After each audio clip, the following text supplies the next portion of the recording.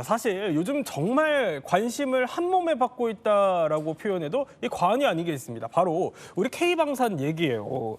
자, 보면은 중동에서는요, 요격률로 어마어마하게 주목을 받고 있는 바로 천공투, 우리 한국형 방공체계 이 천공투에 대한 러브콜이 쏟아지고 있고요. 여기에 지금 우리 기술로 개발한 초음속 전투기 있죠. KF-21 같은 경우에는 해외 군 관계자들이요, 저렇게 너도 나도 탑승을 해보면서 이거 눈독을 좀 들이고 있는 상황이죠. 게다가 우리 국산 잠수함은 어떻냐? 자, 캐나다에서 60조 사업, 무려 60조에 달하는 이 사업을 따내기 위해서 지금 최종 경쟁까지 올라가 있는 상태입니다.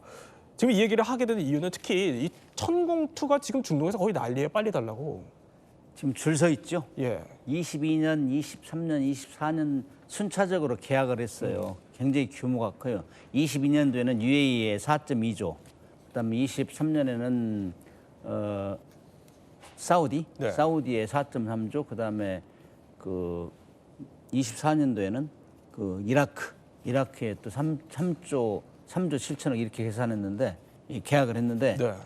지금 뭐 그 순차적으로 도입을 공급을 해야 되는데 이번에 전쟁 때문에 UAE에서 시험 발사 성격으로 해버린 거예요. 네. 그러니까 이제 우리가 남의 전쟁 때문에 좋아지는 상황이 되고 있는데 우리가 이제 러시아 우크라이나 전쟁 때는 사실 K9 저주포 K2 전차 이런 것들이 인기를 끌었는데 지금은 또 이제 중동전에서 또 이 천공2 그러니까 네. 지대공 미사일이에요. 한 고도는 15내 25km 정도 되는데 대비되는 것이 우리가 비싸게 싸운 패트리어트하고 이게 비교가 되는데 그거보다 더 요격을 잘했다 이렇게 소문나니까 지금 UAE부터 시작해 우리 추가로 해달라 뭐 사우디 이라크 이런 데 빨리 달라 네네. 이렇게 하고 있는 상황이에요. 그래서 제가 확인해 보니까 지금 구미에서 만들고 있는데 네네. 원자재가 부족해. 원자재가 원자재가? 부족해가지고 굉장히 바쁜 시절을 보내고 있어요. 아무튼 뭐 지금 우리가 지해공 무기 중에 대표 선수들이 지금 네네. 역할을 하고 있어요. K9 저주포, K2 전차 또 뭐 KF-21 네네. 잠수함 여기다가 또 지대공 미사일까지. 그래서 요즘 뭐 방산 얘기하면은 상당히 뿌듯해요. 네. 뭐 다른 거보다. 네. 근데 이제 이게 결국에는 사람을 죽이는 무기라 좀 씁쓸하지만은 아무튼 중동전에서 또 하나 이 스타가 탄생하는 게 천공2 지대공 미사일입니다. 자, 뭐 양면성이 있지만 어쨌든 지금 현지에서는 만들고 싶어도 원자재가 없다. 빨리 좀 만들고 싶지만 부족한 상황이다로 거의 몰려 있는 수준이라는 거예요. 근데 KF-21도 아까 잠깐 나왔거든요. 네네. 이것도 지금 러브콜이 쏟아지고 있어요? 환상적인 러브콜이 쏟아지고 있어서 이게 좀 특이한 점이 뭐가 있었냐면 네. 이제 무기 개발사에 있어서 무기 개발사 상당수는 피로 쓰여지거든요. 가장 많은 사고가 시험 비행기가 떨어졌다거든요. 그러니까 우리도 KF-21이 네. 아무 사고 없이 잘 넣었을 때 해외 네티즌이 놀란 게 야, 한 번도 안 떨어졌어?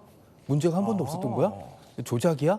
뭐 이런 얘기들이 그러냐? 계속. 왜냐하면 네네. 전투기를 4세대 이상 전투기를 처음 개발한 나라에서 이렇게 시간표대로 가는 경우는 없고 이게 네. 대표적으로 신뢰도가 높였다는 게 뭐냐면 지난해 4월 우리나라를 방문했던 이브라임 나세르 모하메드 알 알라위 그 아랍에미리트 국방부 차관이 저분인가요? KF-21 네. 시제기 뒤에서 따봉 날리시는 저분. 네. 이 이제 시제기에 탑승해서 이제 비행입니다. 이게 중요한 게 시제기. 그러니까 양산기가 아니라 시험 네. 제작기. 시험 제작용. 이게 예. 언제 어떻게 문제가 발생할지 몰라서 수백 수천 번을 띄우는 시제기에 네. 그 고위급 해외 인사가 탑승했다라는 거를 믿고 이제 탔다는 네, 타서 이제 지금 그 비행도 이제 같이 쭉 했었잖아요. 이게 단순히 그냥 퍼포먼스가 아니라 예. 이만큼 아랍에미리트에서는 네네. KF-21에 이만큼 관심이 있고 그다음에 고위급이 탔다는 걸 보면 안전하다는 걸 우리가 믿고 있다. 이외에도 이제 다른 국가의 고위급 관료들이나 장군들이 탑승해서 시험 비행을 계속 쭉 네. 이어갔다는 걸 보면 아마도 KF-21의 양산이 지금 이제 확정되고 이제 한참 배치되고 있지 않습니까? 조만간 해외 어느 나라 중에서 좋은 소식이 들리지 않을까라고 네. 기대하고 있습니다. 그러니까 쉽게 말하면 시험용으로 만든 건데 믿고 탈 수 있을 만큼 안전하다라는 얘기를 해주신 거예요. 근데 사실 바다도 살펴봐야 될 것 같아요. 이 정도 되면은. 왜냐하면은 지금 비핵 잠수함 중에 뭐 거의 가장 강력하다라고 평가받고 있는 게 우리 이 도산 안창호함인데 이거 지금 캐나다로 가고 있어요. 독일이랑 막판 경쟁도 앞두고 있고요. 저는 지금 어디쯤 가고 있는지 대충 알아요. 알아요? 예. 대충 아는데 이건 한국뿐만 아니라 캐나다 국민들도 관심이 엄청 많아요. 왜냐하면은 60조 원 규모거든요. 이게 이제 한 번에 60조 원 다 하는 건 아니고 순차적으로 하긴 하지만은 18척에서 12척까지 그것을 지금 경쟁하고 있는데 이게 왜 관심이 많냐면은 우리가 2022년도에 방산이 조용하다가 2022년도에 173억 불을 달성했어요. 네네. 수출을. 네네. 그게 이제 러시아 우크라이나 전쟁 덕분인데 폴란드에서 많이 사가지고 그러는데 이때 그래서 야 방산 이제 국가 전략 산업을 키우자. 그게 173억 불이면은 171억 불이면 그 113억 불이면은 그때 환율로 해서 한 20조, 21조 정도 돼요. 60조면 3배잖아요. 그러니까요. 그러네요. 그러니까 뭐 엄청 놀라는 거죠 국민들이. 그래서 이거는 지금 그것도 이제 세계 최고 디젤 잠수함 건조국, 네네. 베스트셀러국 독일하고 마지막 경쟁 지금 상황이에요. 그렇기 때문에 온 동네에서 온 나라에서 다 아주 관심이 많고 특히 한국 같은 경우는 이거를 이제 꺾으면 이번에도 꺾으면 2011년도에도 우리가 독일하고 최종적으로 인도네시아 수출할 때 한번 이겼어요. 근데 이건 두 번째 이기게 되면 이제 독일이 상당히 처지는 거 우리가 이제 앞서가는 이런 상황 모멘텀이 마련되는 거죠.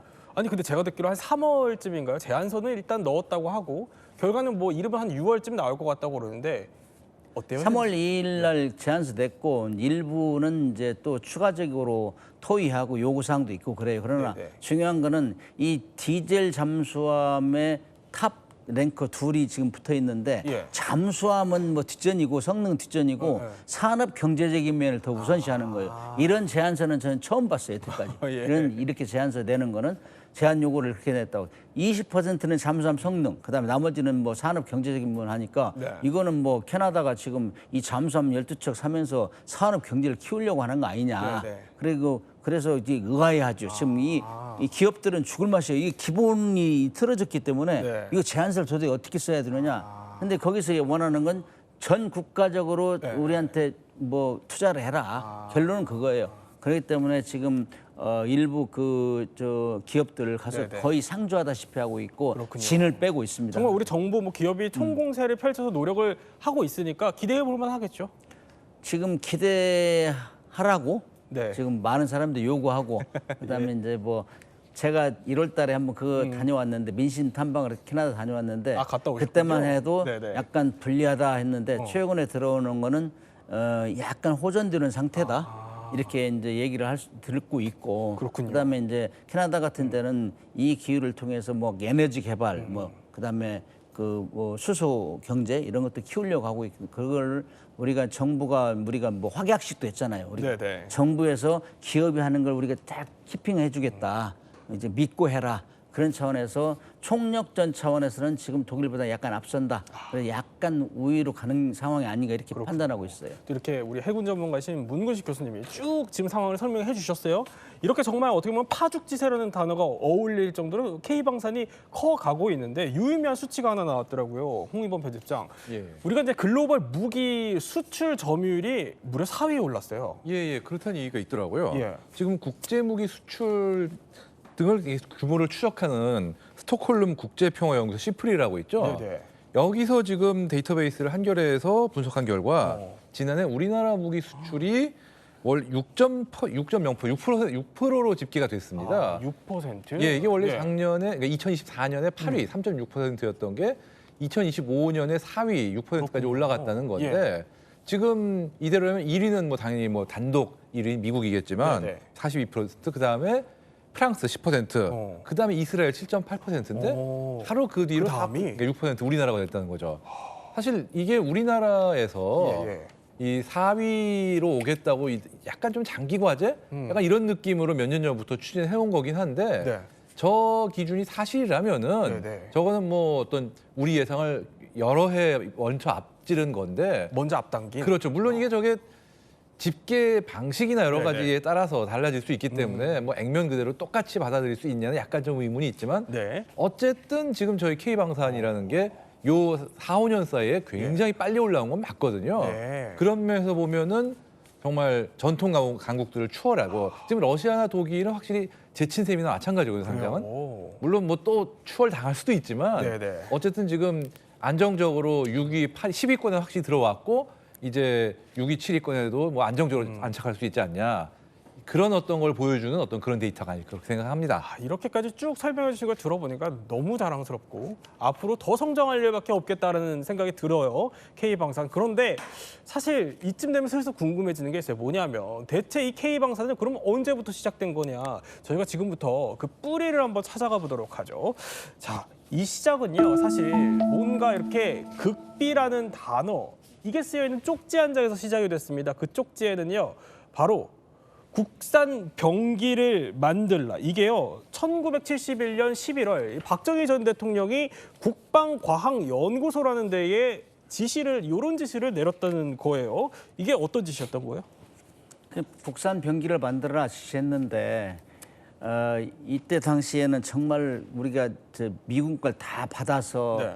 뭐 운용하고 그랬었는데 이젠 독자적으로 만들겠다 그래가지고 이 대통령이 번개 사업을 지시했어요. 번개 사업? 번개 사업. 우리 번개불에 콩트 먹는다 그러잖아요. 네. 그래서 이거 빨리 만들어라. 빨리. 뭐 기간까지 지정해주고 뭐 미사일 언제까지 소총 언제까지 했는데 이거 보면은 정말 깨알같이 지시를 해가지고 네네. 국방과학연구소 만들어가지고 했다는 건 정말 대단한 거예요. 이때 당시에는 우리가 만드는 것도 쉽지 않았고 미국에서 계속 감시하고 너네는 우리 주는 걸 써 이랬는데 그걸 독자적으로 한다는 의지가 굉장히 강했던 거예요. 그래서 국산 소총, 포, 뭐 박격포 이런 걸 개발했는데 깜짝 놀랄 정도로 네. 이렇게 시간이 빠른 시간에 했다 이거죠. 그래서 여기 보면은 그때 당시 참여한 사람들 보면은 눈물 없이는 들을 수 없는 이런 사연들이 많아요. 그래요? 네. 그런데 그만큼 했기 때문에 된다. 그래서 저도 이제 쭉 우리가 발전사를 보면은 정말 박정희 대통령이 여러 가지 이제 추앙받는 요소 중에 하나가 이 자주국방을 대해서 굉장히 실천적으로 했단 말이죠. 네. 미국의 이 간섭을 완전히 배제시키면서 독자적으로 했다는 거. 그래서 소총, 박격포, 치료 이런 거를 했다는 거는 대단한 발상이었고 그것도 거의 비밀리에 했어요. 네. 지금 같으면은 뭐 너무 매스미디어가 발달돼가지고 비밀리 쉽지 않은데 그렇죠. 그 당시에는 해 하면은 퇴근도 안 하고 했단 말이죠. 비밀리에. 이렇게 했기 때문에 그것이 오늘날의 이제 기초적인 게 네. 됐다. 그래서 예비군 20개대 사단 무장할 정도로 소총을 만들어라. 뭐 그래요? 그다음 포를 만들어라 이렇게 했는데 저 같은 경우도 이제 사관학교 들어갔을 때는 뭐 M16 미국 걸 들고 다니다가 네네. 2학년 때 되니까 M16이 벌었어요.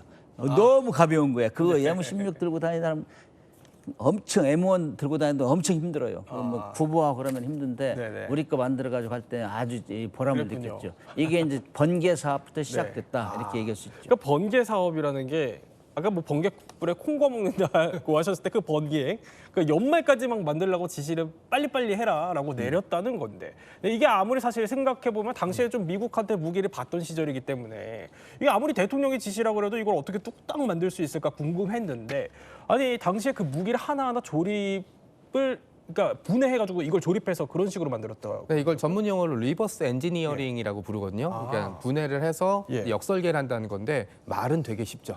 네, 말은 되게 쉽지만 그러니까요. 프라모델 같은 거 조립해 보신 분 알 거예요. 이걸 완성된 프라모델을 부품을 순서대로 뜯어서 다시 조립해 보라. 네. 절반 이상 조립 못 합니다. 그래요? 이걸 심지어 조립한 예. 사람도. 근데 맨 처음에 아마 이제 역분해를 했던 게 이제 칼빈으로 알려져 있고 그다음에 60mm 박격포, 그다음에 각종 소화기들을 먼저 분해하기 시작하면서 기술을 축적했고요. 당시 ADD 초창기 때는 네. 여건이 안 돼 있고 빨리빨리 만들어야 되기 때문에 지금으로 치면 뭐 도시 전설급 얘기들이 뭐 굉장히 많이 있습니다. 지금 화면에 보시면 다 이게 연구원인지 아니면 노숙자인지 저 모를 정도로 정도로 그랬어요? 그 뭐 집에 못 들어가고 그다음에 가족한테 뭐 하는지 알려주지도 않고 그다음에 지금처럼 뭐 빨래방이 있겠습니까? 아니면 네. 뭐 침실이 제대로 돼 있겠습니까? 그래서 저런 걸로 돼 있어서 사람들이 거수자, 네. 거동 수상자로 오해해서 예를 들어서 이제 뭐 지뢰 실험 같은 걸 하려고 이제 바닷가에 산속에 올라갔다가 여관 하나 잡아놓고 내려오는데 어느 날 갑자기 군경이 출동해서 싹 포위를 해버렸대요. 묶고 있는 여관을. 그래서 왜 그러나 봤더니 누가 봐도 꾀죄죄한 몰골에 산에 아침에 들어가서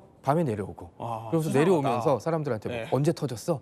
이제 이번 주에 예. 터지고 이런 얘기 하니까 당시 신고정신 투철했던 우리 국민이 여관 주인이 신고를 하면서 네. 이제 군경이 출동했던 그런 해프닝도 좀 있었던 겁니다. 그리고 이제 많이 알려진 게 이제 청계천 책방에 가서 미군 교범을 찾았다라고 얘기 나왔는데 무기 교범을? 네, 이게 네. 뭐냐면 원래 이런 교본은 우리나라도 그렇고 미국도 그렇고 파기 처분해야 돼요. 근데 귀찮으니까 네네. 그냥 수거업자한테 넘겨주면은 수거업자는 그거를 폐기하지 않고 그냥 헌책방 같은 데 파는데 네. 저도 군사 교범은 아니지만 옛날에 밀리터리에 지금도 미쳐 지내지만 예. 있을 때 청계천 책방에 가서 네. 미군 도서관에서 용산의 미군 부대 도서관에서 나온 책들을 구해본 적이 있거든요. 그래요. 쉽지 않았어요. 2000년대도. 근데 70년대, 70년대에는 더 어려웠겠죠. 그런 걸 하나하나 다 해고하면서 이뤄냈던 게 이제 지금의 성과물이라고 보시면 될 것 같습니다. 아니 뭐 저렇게 거동 수상자로 신고도 당하고 막 청계천 헌책방도 뒤지고 할 정도로 너무 이제 열의를 다 해서 결국에 만들어냈어요. 뭘 만들어내냐? 카빈총이요. 이 카빈총 시제기를 완성해냈는데 홍인호 PC님 이게 무려 40일 만에 완성이 됐어요? 예, 불과 40여일 만에 완성이 됐다고 예. 합니다. 아까도 말씀드렸지만 이 정말 의지 한국인이라고 해야 되나? 정말 미국은요. 엄청, 예, 40일 동안 예. 그러니까 카빈을 딱 미국 총이지 않습니까? 우리가 그 총을 만들어 본 경험이 없기 때문에 예. 일단은 우리가 사용하던 카빈 소총을 완전히 분해해서 이게 어떤 구조인지 어떤 원리로 작동하는지를 완벽하게 파악해보고 그다음에 그걸 똑같이 복제해서 만들어 보자라는 거. 이게 이미 말씀하셨지만 말처럼 쉬운 게 아니에요, 사실. 그렇겠죠. 왜냐면 치수 같은 거 똑같이 해서 똑같이 만들어 조립했는데 작동이 안 될 수도 있고 그런 경우가 많거든요. 네네. 그나마 카빈 총을 선택한 게 상대적으로 구조가 단순하고 그다음에 많이 우리에게 익숙한 총이기 때문에 저렇게 한 건데 그러니까 40일 만에 되지 않았나 이렇게 생각이 네. 됩니다. 그 당시에 뭐 유명한 얘기가 있는데 네. 12월 14일에 시제품이 완성이 됐고 10월 14일. 예. 그거를 12월 16일에 청와대에서 시제품을 전시를 했다고 합니다. 아, 그래가지고 그때 이 박정희 대통령이 하는 말이 이게 최고의 크리스마스 선물이다. 크리스마스를 앞두고 있어서. 그렇죠. 그러면서 당시 이 사업을 진행했던 오원철 수석 이분한테 뭐 임자가 내 앞에 앉자 그래서 맞담배를 권했다 뭐 이런 얘기까지 그런 있고요. 사업까지, 네. 그리고 아예 청와대 신관 30평 반지하실에 무기 진열장을 마련해 놓고 아침에 산책할 때마다 보면서 이 뭐 전심을 바뀐 거 보고 뭐 상황 점검 이랬다 뭐 그런 네. 약간 야사 같은 얘기가 전해지고 있습니다. 아니 정말 얘기를 듣다 보니까 이게 의지 한국인이다라는 생각이 들어요. 아니 40일 만에 이게 좀 너무 잘 만들어서 그랬을까요? 박정희 대통령이 두 번째 메모를 전달했습니다. 자 이번에는 바로 사거리 200km의 지대지 미사일을 개발하라 이런 메모였다는 거예요. 심지어 시기도 정해줬어요. 그때 1975년까지 만들라라는 시기를 정해줬다는데 아니 이때까지 계산을 해보니까 저 지시를 내렸을 때부터 고작 한 4년 정도밖에 시간이 없었다고 해요. 근데 결론부터 한번 들어볼게요. 만들었어요. 그래서? 그것만 미사일만 좀 지연이 됐어요. 한 3년 더 걸렸는데 아, 네. 사실 그때 당시만 해도 정말 그 가문의 명예를 걸고 만든 사람들이 많대요. 얘기 들어보면은 아까 뭐 거수 수상자로 이렇게 신고도 당하고 하는 그때 당시만 해도 이제 북한의 위협이 엄청나게 셌잖아요. 네, 네. 그리고 미국에서 장비를 준다고 했는데도 그럼에도 불구하고 이건 언제까지 미국이 의존해야 되느냐. 정말 자주국방 해야 된다 해가지고 지시를 해가지고 결국에는 3년 더 걸린 78년 9월 26일 날 이제 3년 더? 네. 이제 8번째 시험 발사에 성공해가지고 발표를 했는데 이게 세계 7번째 미사일 보유국이 된 거예요. 그다음에 이제 우리가 쭉 쳐다보면은 우리가 이제 한때 이 미사일 개발을 함으로써 해서 미국으로 압력을 받기 시작했어요. 너 이 미사일 개발하지 마. 지침을 만들고 그랬어요. 한미 미사일 지침이 이때부터 생기기 시작한 거예요. 너 만들면 안 되겠어. 그래서 계속 감시하고 그랬는데 사실 이게 백곰이 180km 이때 이제 생겨난 미사일은 나이키 백곰이라는 오큘러스를 이제 벤치마킹했죠. 아, 미국 건가요? 미국 거. 우리가 같이 쓰고 그랬으니까 예. 이렇게 해가지고 이제 우리 안흥 시험 발사에 성공했는데 네. 이때부터 견제를 엄청나게 했어요. 근데 이게 사실은 우리가 이게 전술 지대지 탄도미사일이에요. 탄도미사일. 그래서 우리 북한이 1984년도에 탄도미사일 개발했다고 화성5형을 개발했다고 막 대대적인 선전했잖아요. 네네. 이거보다 6년 빨리 한 거예요, 사실은 우리가. 근데 이제 사람들이 그걸 이제 간과하죠. 예. 북한 같은 경우는 러시아가 이제 이집트에 이제 스커드 미사일을 팔았는데 그걸 수입해가지고 하다가 이제 개발했는데 우리가 사실은 백곰 미사일은 북한보다 6년 먼저 개발했다 이렇게 얘기할 수 있죠. 근데 사실 이렇게까지 우리 개발자들이 정말 열과 성을 다해서 만들어냈어요. 근데 이런 배경에는 사실은 아마 당시에 이런 정세와 맞물려 있지 않았을까 싶습니다. 들어볼까요?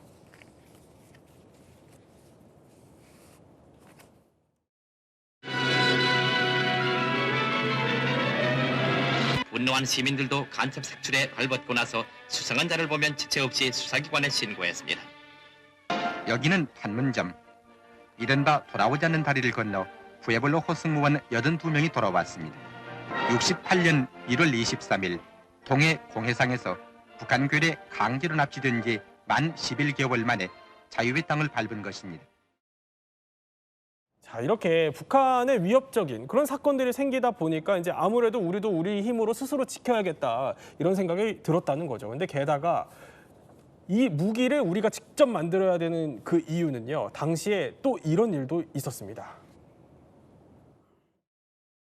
We shall look to the nation directly threatened to assume the primary responsibility of providing the manpower for its defense. 자, 당시에 있었던 이 닉슨 독트린이에요. 이때 이제 박 전 대통령이 미사일 개발 결심을 굳혔다 그래요? 제가 초등학교 2, 3학년 때인데 이때 뭐 아시아 국가들은 자기 국가는 자기들을 지켜라. 쉬운 말로 그거예요. 알아서 이제 그래, 아시아에서 알아서 지켜라. 하고 그래서 예. 너희들 더 이상 독립해라 하는 식으로 이제 갑박을 했죠. 그러면서 이제 미군 철수 얘기가 나오고 축소 얘기가 나오고 그랬어요. 네. 그러니까 이거는 큰일 났다. 뭐 푸에블로 납치 사건 때는 뭐 자기들 국민들이 그 포로로 될 때는 완전히 폭격한다 해놓고 우리가 뭐 얘기하면은 야 너네 전쟁하지 마 이런 식으로 하고 계속 자극을 시켰죠. 이런 상태에서 이제 이건 도저히 안 되겠다. 미군도 철수할 거 대비해 두자. 이래가지고 이제 구체적으로 이제 지시하고 그래서 백곰도 거기 연계된 거고. 그렇군요. 그렇게 된 거죠. 근데 이 백곰 프로젝트가 이거 만들 때 사실 보면 아까 이제 문 교수님 잠깐 설명해 주신 게 미국의 어떻게 보면 눈치를 좀 봐야 되는 그런 상황이었다라고 설명을 해주셨어요. 그럼 미국의 눈을 피해서 좀 개발을 했던 건가요? 네, 당시 2006년에 이제 백곰 미사일 개발 계획을 진행했던 이제 이경서 박사와의 인터뷰 기사가 좀 나와 있고 저도 그걸 본 적이 있는데 진짜 눈물 없이는 볼 수 없는 뭐 지금은 이제 결과물이 좋으니까 웃고 넘어가지만 네. 일단 가장 중요한 건 이제 연구소 만들어야 되는데 안가도 필요하고 미국의 감시를 피해서 한강변의 평범 아파트 지금 한강변이라 그러면 굉장히 저렇게 붐비는데 안가를 만들어 하지만 그때는 강남이 개발되기 본격적인 직전이라 되게 외곽의 한가한 지역이었거든요. 여기에 이제 그 안가 겸 연구소 같은 거 만들어 놓고 첫 번째 지시가 창문 열지 마라. 커튼 열지 마라. 왜냐면 이제 누가 감시할 수 있으니까. 그렇군요. 그다음에 뭐 당연히 이제 요원들이 와서 이제 감시하거나 보호해 줬던 것도 있었고 그다음에 뭐 이동하거나 이럴 때는 밤에 몰래 이동하고 그다음에 또 하나 문제가 대부분 결혼을 했을 거 아니에요. 네네. 근데 지금은 뭐 휴대폰도 있고 연락하지만 이랬다가 이제 정보가 영화나 드라마 보면 첩보 영화나 드라마 보면 항상 이렇게 정보가 새 나가잖아요. 아내한테 얘기하거나 딸한테 얘기하거나. 그러니까 이것도 못하게 하는데 아내는 갑자기 남편이 사라졌는데 어디로 연락도 안 되고 편지도 안 오고 이러니까 네네.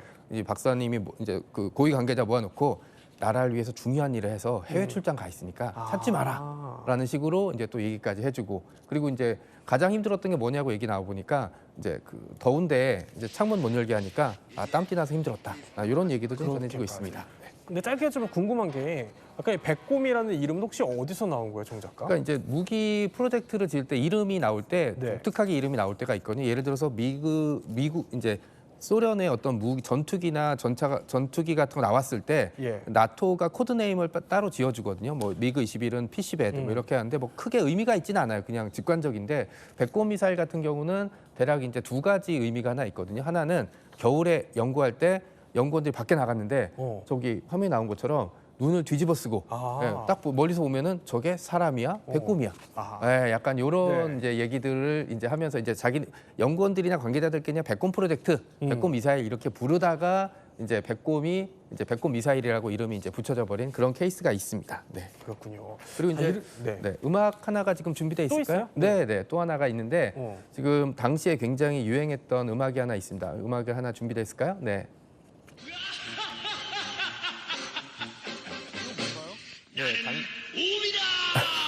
나는 곰이다. 네, 이게 당시 지금 화면 보시면 최희준 이제 가수인데 뭐 지금은 이제 잘 알려지지 않지만 당대는 뭐 최고의 이제 가수였거든요. 이분이 불렀던 노래 중에 하나가 미스터 곰, 나는 곰이다. 뭐 이런 식의 얘기인데 연구원들이 힘들고 어려울 때마다 이 노래를 들으면서 기운을 냈다고 해요. 그래서 이제 그 백곰이라는 이름이 붙었다는 두 가지 설이 있습니다.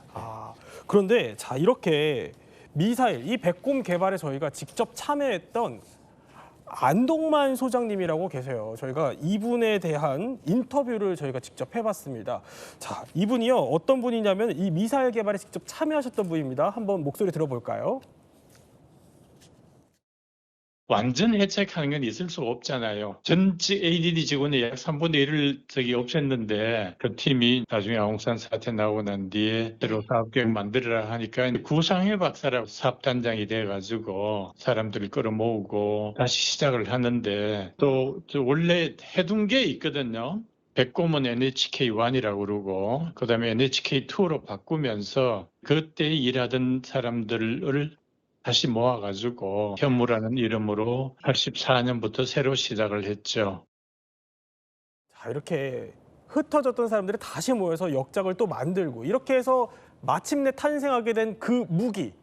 지금 우리가 친숙하게 받는 그 무기죠. 맞습니다. 네. 현무 미사일 시리즈가 이렇게 해서 탄생이 바로 됐는데요. 1990년대 후반에 다시 이제 현무2 개발에 돌입을 하게 됐고요. 이때 되면 한미 미사일 사거리 지침이 약간 완화돼서 사거리가 300km까지 허용이 됐거든요.